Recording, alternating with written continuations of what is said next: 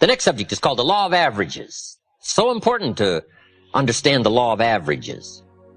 The law of averages in a personal sense is very simple. Here's what it says. If you do something often enough, you'll get a ratio of results.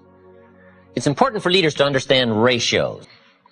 Because if you're working with people, you got to have some charts. You got to know ratios. You got to be able to evaluate your own performance, their performance. Ratios. What do we mean by ratios? Well, let's say you're in sales, you join a company and you start representing the product or the service. And you're first getting started, you talk to 10 people. 9 say, no, I wouldn't care for any. 1 says, yes, I'll take some. We call this your opening ratio. You say, well, that's not too good a ratio. Well, it all depends. Okay? But it's your opening ratio. So at first, you don't worry about what the numbers are. At first, you just get some activity going. Now, we call this very simply 1 out of 10. Now, here's what's very exciting about dealing in ratios. Once a ratio starts, it tends to continue. Now, this is some things leadership needs to know so that you're not frustrated. If you talk to 10 people, 1 says yes. If you talk to 10 more, chances excellent, you'll get another one. If you talk to 10 more, chances excellent, you'll get another one. It's uncanny. I don't even know how it works. All I know is it works. There's a lot of things you don't even know how they work. Just work them. Right? A lot of people are studying the roots. Others are gathering the fruit. I mean, it depends on what end of this you want to get in on. It just works. It's a fascinating subject, the law of averages. Okay? Now, once you know that your ratio pretty well is in there, 1 out of 10, now you can start to compete. It is so important to compete, to test your skill against someone else's skill. What someone else can do is a pretty good insight in if you stretch what you might be able to do. So competition is a very healthy thing. Now, you've got to be very smart here. If you've been with this company, let's say a long time, and you've been there so long, you're so good, you can get 9 out of 10, and I just joined and I can only get 1 out of 10, if we have a 30-day contest as to who can get the most to say yes to our product or service, if we have a 30-day contest, you and me, even though I can only get 1 out of 10, I will win. You say, well, I've been here a long time, I can get 9 out of 10. How could you possibly beat me? It would be very simple. Now, it might not be easy, but it would be very simple. During the 30 days, since I understand now these ratios, during the month, while you talk to 10 and get 9, I will talk to 100 and get 10. So that at the end of 30 days, you got 9, I got 10, I beat you. Isn't that clever? Let me give you a scenario here. If you're bright, what you do if you're new, you make up in numbers what you lack in skill. This is called helping people with the numbers, helping people with ratios. Someone says, well, I can only get 1 out of 10. Say, that's got nothing to do with competition. But if the new person is so clever to make up in numbers what they first lack in skill, I'm telling you, you can compete even though you're new. The key is to be bright enough to understand ratios. Here's the next clue. Ratios can be increased. You talk to 10, get 1, talk to 10, get 1, talk to 10, get 1, talk to 10 more, get 2. Why would about the 4th time you talk to 10, you get 2 instead of 1? You're getting better. Key question, who can get better? Answer, anybody who tries. All you got to do is put together the numbers. Right? Your brain is as good as anybody else's. Your chances are as good. All you got to do is find a way to put out the extraordinary effort to do an ordinary thing extremely well. Ratios. Success is a numbers game. It's important to keep track of your numbers. In baseball, we call it batting average. Whatever you're doing, the key is to keep track of your success and how good you are at whatever. Someone says, well, I'm not very good on the telephone. I'll tell you how you can quickly cure all that, is get on the telephone. I'm telling you, you can get better at anything. All you've got to do is attempt it and try it and start putting a string of numbers together and keeping track and understand your own ratios. I teach a very simple sales course. Let me give it to you in 3 points. Number 1, talk to lots of people every day. It's a simple sales course. Number 1, talk to lots of people. Isn't that simple? It's a numbers game, especially if you're new. And here's what's exciting. There's lots of people. You don't have to worry about people. So just talk to lots of people, even if your presentation is very poor. If you put the numbers together, I'm telling you, something will happen. If your presentation was so poor, you went around every day saying to everybody you could meet, you wouldn't want to buy anything, would you? Sure enough, somebody's going to say, well, maybe I would. What are you selling? I'm telling you, it's just about that simple. If you put the numbers together, if you talk to lots of people every day, two things will happen. Number one, you're bound to make sales. I'm telling you, some people buy for the strangest reasons. Hey, some people buy out of sympathy for the salesperson. I'm telling you, you can find some people that'll buy out of sympathy. They don't want to see your kids starve. I'm telling you, if you'll talk to enough people, some people will buy out of sympathy. So part of success is, look pitiful to enough people, right? I'm telling you, somebody will buy. And why? Why? It's because of ratios. It's because of numbers. Now, you can have a much better presentation than you wouldn't want to buy anything, would you? You can get a little brighter than that. But if you start just that simple, it's simple. Somebody says, where do you start? Anywhere. It doesn't matter. If you're in sales, walk outside, find you a rock, throw it up in the air. Wherever the rock comes down, start right there. That's a good place to start. Anywhere. The next person you see, say, sir, you're the first man after the rock. And that'll get a conversation started. I'm telling you. They may back up while they talk, but something will start. And the reason is understanding the numbers. The numbers, you don't have to be so cleverly skillful. All you got to do is be bright enough to understand that numbers can make up for lack of skill to begin with. And if you're in a leadership position to help people, help them with their ratios. Say, John, let's go over these numbers one more time. How many calls? And who did you talk to? Okay. So that's my sales form. It's very simple. Number one, talk to lots of people every day. You're bound to get better. You're bound to find somebody. Number two, be real nice. When the weather isn't, be real nice when people aren't. A big part of presentation is attitude, personality. And third is simple. Give good service. Write all the notes most people don't write. Do all the extra things most people don't do. Call them before they call you. Service leads to multiple sales. If you'll take good care of somebody, they'll open doors you could never open yourself. They'll take you by the hand and share you with people that you never thought you could reach.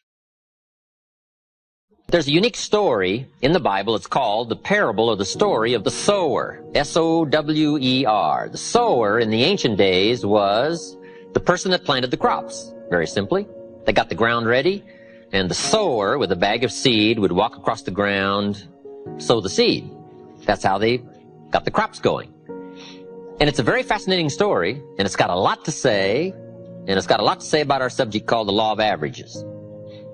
There's some important points you'll pick up right away when you read the story. Here's number one. The sower was a wise man. A great advantage. They didn't send a dummy out to plant.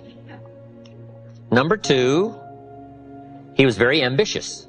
And by the time you finish the story, you'll come to the conclusion he was ambitious. Admirable quality. Ambition.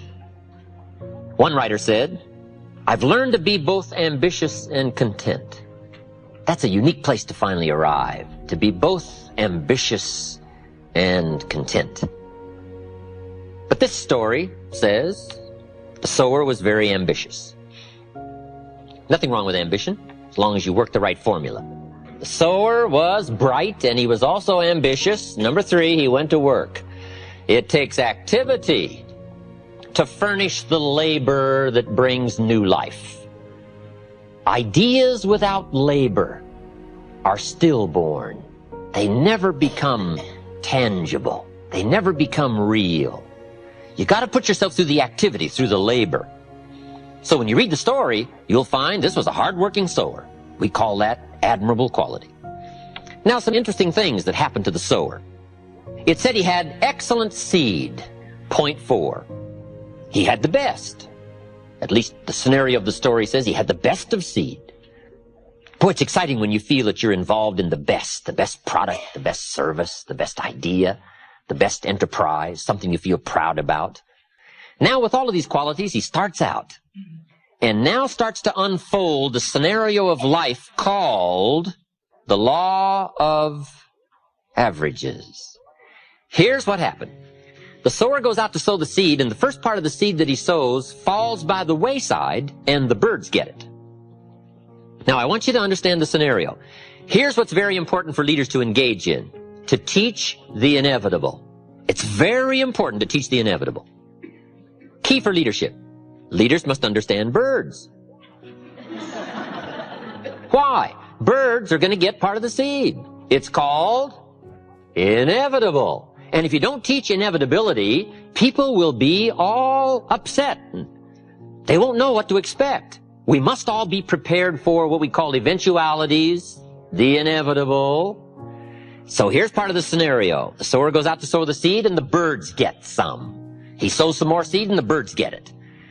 Now, this is a typical story of life. Is that fairly typical? Fairly typical. The birds are going to get some of the seed. Some of you building an organization, right? You're out recruiting. Say, John, I've got an important story for you to listen to. Could be the change of your life, earn some extra money, or make it a full-time venture, whatever. But come and take a look. And he says, well, I think I'm ready for something like that. Thursday night, I'll see you, and let's go through it all. You say, wonderful. Comes Thursday night. John isn't there. You say, where is John? The birds. The birds. The birds. Who knows what form they come in? I don't know. It's called the inevitable. The inevitable. His brother-in-law said, sales? You're not going to get mixed up in sales. Who told you you were a salesman? All kinds of stuff that talk people out of a good idea. I don't know. Now, when the birds get some of the seed, you got one of a couple of choices. Number one, you can chase birds. You say, well, I'll go straighten this out. Well, here's the problem if you go try chasing birds to straighten things out. You have now left the field. And the law of averages isn't going to work for you anymore till you get back to the field. This is so important to know. What to spend your time on and what not to waste your time on. The best thing to do is to spend your energy and time on the things that count and understand the law of averages. Okay? And not chase the birds, but to stay in the field. Here's what it said the wise man did. He ignored the birds and he kept on sowing. Why? He was so bright, he understood the law of averages. Now here was some more of his experiences. Now he keeps on sowing the seed. Now the seed falls on rocky ground and the soil was shallow. We call this inevitable. I don't know how to miss this. This is called the stuff of life. It's so important to understand the seasons and the stuff of life and the ratios and the inevitables. This is so important, especially as a leader, so that you can help people through understanding how it is.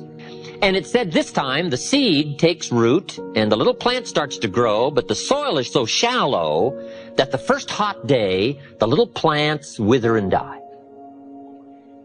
You say, wow, what a disappointment. Well, sure, you're going to be disappointed. Some people are going to try so little, even if you've got a good idea. 30 days later, you say, we had this meeting, John wasn't here. So where is John? Said, I don't know. You say, well, I thought sure John would last 30 days. But he didn't. Why? It's called inevitable. Right? And who knows the reason why? John isn't here anymore. Somebody said, boo. And he quit. He quit. First hot day. Now, you're going to be disappointed, especially if it's somebody you like, somebody you know. But here's what you must learn to do as a leader. Discipline your disappointment. This is part of the challenge of life, disciplining the disappointment. Understanding the law of averages. Now, here's what it said the wise man did. He kept on sowing. How brilliant. He was so well schooled in the law of averages. Now this time he sows the seed, it falls on thorny ground, and the little plant starts to grow, but the thorns choke it to death and it dies. Wow, what's this called? The inevitable. Do you know what the story called the thorns? The cares of life, little cares. Who knows the excuses some people use for not pushing on through and getting the job done? It's called inevitable. Some people are going to try so little. They're going to let other things crowd out the good opportunities. And who knows why? I don't know why. I'm an amateur on this stuff. The key is to take the inevitable and take the obvious, right? Everybody should take obvious 1, obvious 2. Right? Study the obvious and not let it unduly disturb you, and learn to manage the obvious so you can get on with the more important things in life. I called John up. I said, John, where were you last night? We had this meeting. John says, well, I can't make every meeting. I say, why not? John says, well, I got a lot of other things I got to do. I say, what are they? You won't believe the list John gave me. The backyard fence was sagging, and the dogs were about to get loose. You just can't let your dogs run loose. I say, okay, John. John says, the screen door came off the hinges, and you just can't let things fall apart. You got to take time, keep things fixed up. I say, okay, John. Some extra trash had piled up in the garage. You just can't let mountains of trash take over. You got to take care of your trash. I say, okay, John. Some people have the incredible ability to major in minor things. I don't know why. We call this inevitable. We call it a mystery. It's part of the scenario of life. The scenario of the story of the sower is to prepare us for the inevitable called the law of averages. Now here's what it says. The sower kept on sowing. He was so bright, evidently he'd been schooled in these numbers of about how many are going to let the birds, and about how many the hot weather's going to take, and about how many are going to let little things cheat him out of big chances. He must have gone through the school because he understood. He kept on sowing. Now here's what it says. The seed falls on good ground. Let me give you a promise as a leader. It always will. Key phrase. If you share a good idea often enough, it'll fall on good people. Why? The law of averages. Now, even the good ground had a variety of productivity. It said part of the good ground produced 30%. Wow. And it said part of the good ground produced 60%. Terrific. And it said part of the good ground produced 100%. What's that called? The law of averages. That's the way it is. It's called one of those things. Now, can you find some 100%ers? The answer is yes, but you got to go through the birds and the hot weather and the thorns and cares. And you've got to find some way to use the 30%ers and the 60%ers. And if you become entrusted as a skillful leader and learn the law of averages and learn how to deal with all this, you'll have some 100%ers to deal with, to work with.